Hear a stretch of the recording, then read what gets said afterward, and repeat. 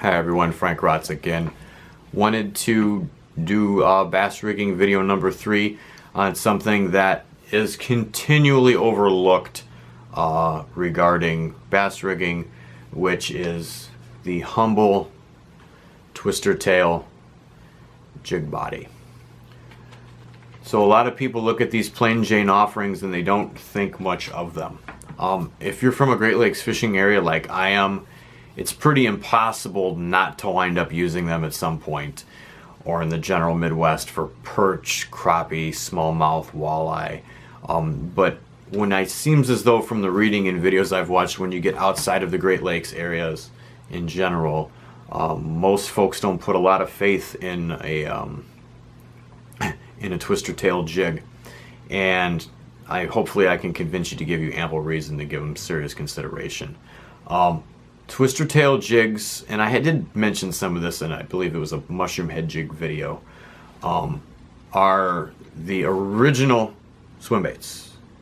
So what defines a swim bait is that it has 2 swimming actions at least built into it. So when you put these in slow motion, this little part here wiggles like this. Of course, you've got all that vibration from the ridges, and then this tail flutters. And it's just a super good offering. It doesn't look like anything, but it resembles everything and triggers that fish's lateral line response to hit. I was talking to a couple at work, and they actually kind of was like, I need to do a grub video. As someone who sells fishing tackle as a rider, the twister tail is, this jig variation is, I will give Doug Stange from Fisherman Editor-in-Chief credit for this. There's actually 2 ways to rig these, which I have gone over for the past, but we have a lot of new subscribers. So as opposed to amassing several jigs, as someone who really grew up jig fishing and knows an awful lot about it, I'll be completely honest with you. Am I the best jig fisherman in the country? No. Do I know more than most? I would hope so. If you want to really nail it down for largemouth, what you need is jig speed that you can control and something that's versatile for rigging. So if you rig this, I usually use a mushroom head jig like this. Again, a small jig for this body. Okay.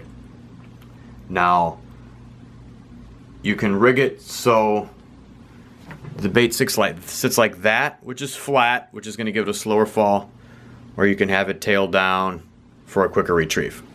Okay, those are the 2 keys. So if you're on fish that are on rocks and vegetation, when you rig that flat, it slows the fall down and they get a lot of time to see it.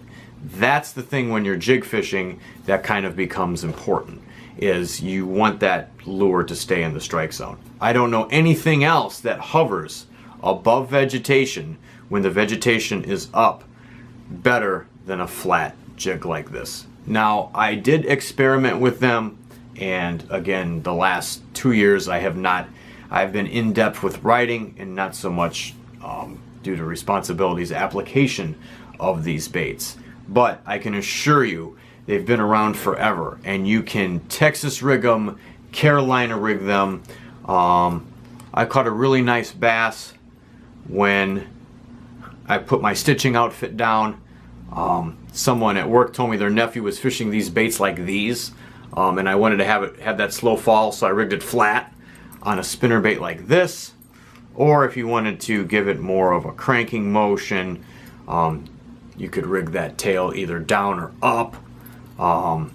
Or you can thread this through, so it's also your jig trailer. It just resembles sort of everything. It's a jack of all trades, and largemouth will really absolutely key in on them. Oh, and then this actually hit the ground. One of the latest that I was experimenting with was taking a nail, and I worked this in with a toothpick first, and I left it in the bag so I would not forget it. Was to put a nail in this and give it a lot more castability for deeper areas and so forth.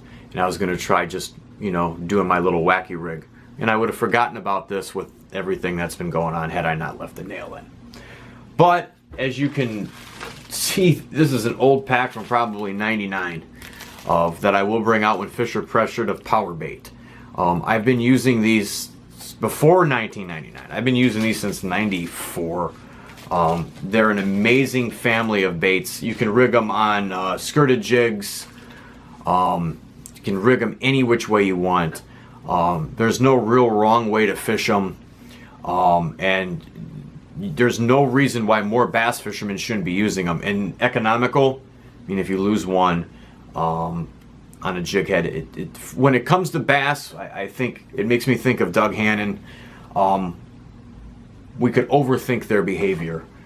And Mr. Hannon believed that if you had a Ziploc bag maybe one size bigger than this, that if you had more baits than that in there, unless you were fishing a tournament for a living, you were overthinking bass behavior, because their behavior is pretty darn simple.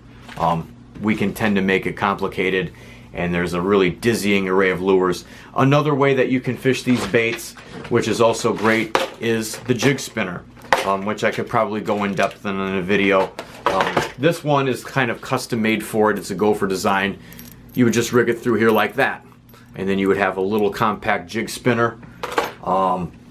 And the list goes on and on.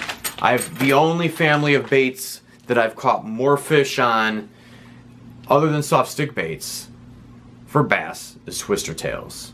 And for ready reason. If you're fishing for largemouth, get a bigger one, get a 4-inch. A lot of them, these 2s and 3s, are going to get numbers.